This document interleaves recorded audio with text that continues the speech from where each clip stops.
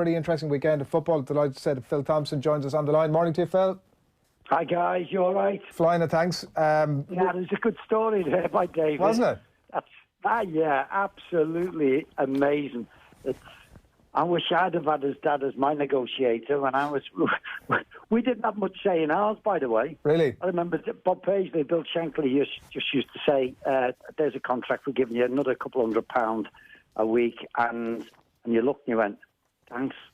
And that was it. You just walked out. No agents, no dad, no mum, nothing. You just accepted what they said.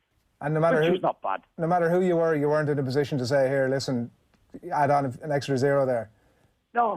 I think even when Kenny Dalglish came down, I think he came down with his father-in-law who helped him, but I don't think Pat would have done him any good. The story there, he goes in and so we need to get a bit extra out of this, and the dad goes in and says, right, another 500, and the club said, no, we're not having it, and he says, grand, let's sign. It's brilliant. Incredible. Really good. Not allowing him home. Oh my goodness. Oof. That was a bit harsh. That's very tough love, and he didn't seem all that apologetic about it either. It's definitely something we're going to revisit again, I can assure you that. Liverpool Spurs this weekend, Phil, 4:30, Anfield Sunday. You were on with us last week and you told us that no United player gets in that Liverpool team. How did Liverpool come a cropper against such a bang average team? Well, as I told you last week, and I told everybody, this is Manchester United's biggest game by a million miles, and it's the game at Old Trafford, which means so much more. And I said to you, Rashford would turn up. The others would. It's the best game. Fred's played, Pereira's played, he's played, Rojo's played. They all roll the sleeves up. Now it's what they do this week and the week after. And that was what Ole Gunnar Solskjaer should have said when he was saying about Rashford. How good was he? He's played the best game for the... Oh, no, it's probably his best game all season. He should be asking why. Why? And it's just because it's Liverpool come to town. Roles are reversed from your Beckham, Giggs, Keane, Scholes. And you have to be given more every week and to other players. And that's why they're in the position that they are. And our sort of attitude for the game wasn't quite right. We were bullied at times off the ball, and you could see that. Didn't surprise me one bit, because as I say, the roles are reversed now. Liverpool were the massive favourites. Man United fans were watching between the fingers, and we were like that years ago. And we always rose our game, but the thing was, Manchester United were always able to beat us. But that was their very best, the maximum that they could play.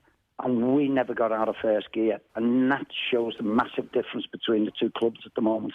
Yeah, interesting to hear you talk about that, because there are absolute shades of Ferguson used to say it regularly, that all the other teams in the Premier League, when they came to Old Trafford or when they were playing United, used to raise their game to a certain level. But generally, absolutely, some of those players that you mentioned, they would respond, Phil, right? Like they would grind the wins out week in, week out. And you've mentioned maybe the attitude was slightly wrong. That will concern Liverpool fans, I'm sure, this morning. Yeah, it will be, and it happens in games.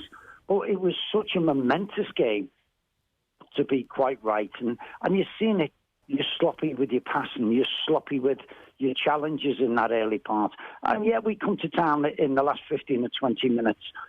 But it should be better than that. As we've shown in other games, we could get through them and we could win them. This was a huge game, and we were not at it. And that's what I would really put about it. And it disappointed me in a way, because I wanted to see some of the challenges that later on that sort of that James got put in on them. I would like to have seen them a little bit earlier in the game. You know, maybe James Milner being on there, who would have rattled a couple.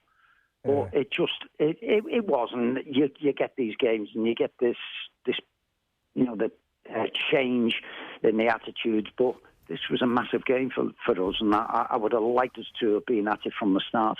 Does it suggest, obviously the one major absentee on the day, does it suggest that Liverpool are utterly reliant on Mo Salah to be title contenders, and without him they're not?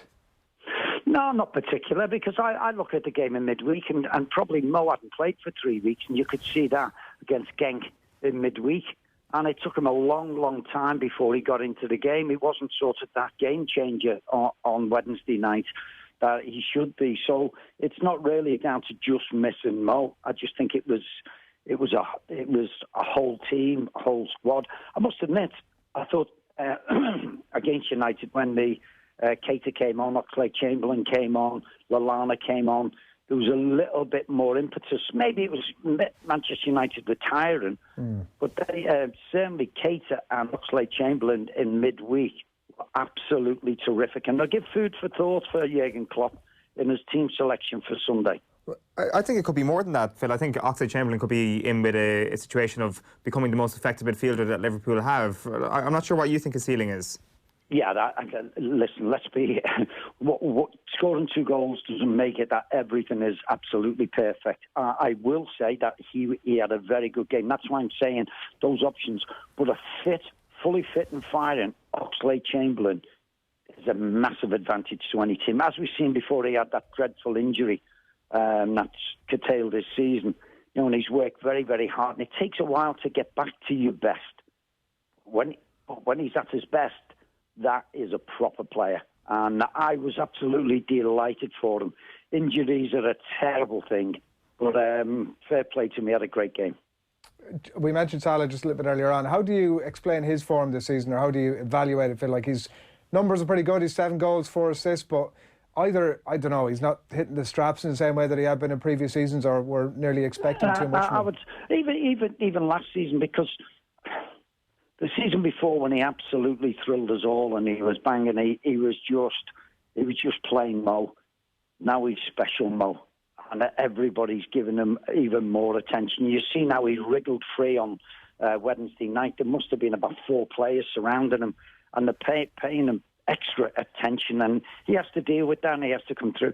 His performances, as you say, his stats have still been very, very good, and that's why the 3 of them together. And I think you say about Salah, Mane, Firmino is the one. Some of the things he done the other night were truly exceptional. He's the one that makes these 2 boys tick. If he's having an off day, sometimes it's the other 2 who don't play as well. Yeah. What about this game then this weekend? Tottenham obviously, I mean, they were certainly at a low ebb a week ago.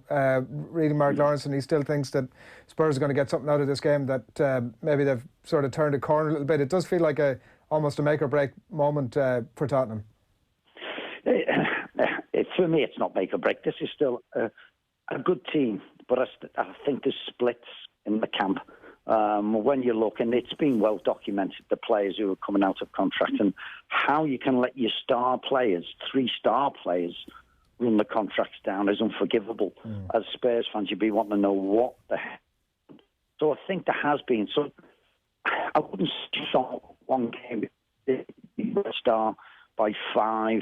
That's going to make it all right. I think Spurs fans will want to see a little bit more consistency from them, because they've not. I done the game against Watford last week at the Tottenham Hotspur Stadium, and for 45 minutes it was absolutely dreadful. They just couldn't get in. It just couldn't get themselves going.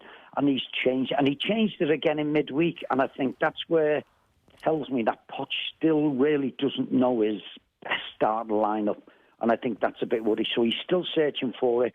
But listen, this is going to be a massive game. As Manchester United turned up last week, you can bet your life Spurs will turn up at Anfield. What's going to happen? I think Liverpool will win. I think we enjoy the bigger teams when they come, and I can see Liverpool. I'm going for a 2-0 win. 2-0 win. Right, we shall see. Phil, thanks a million. My pleasure, guys. Have a good weekend. On the line there.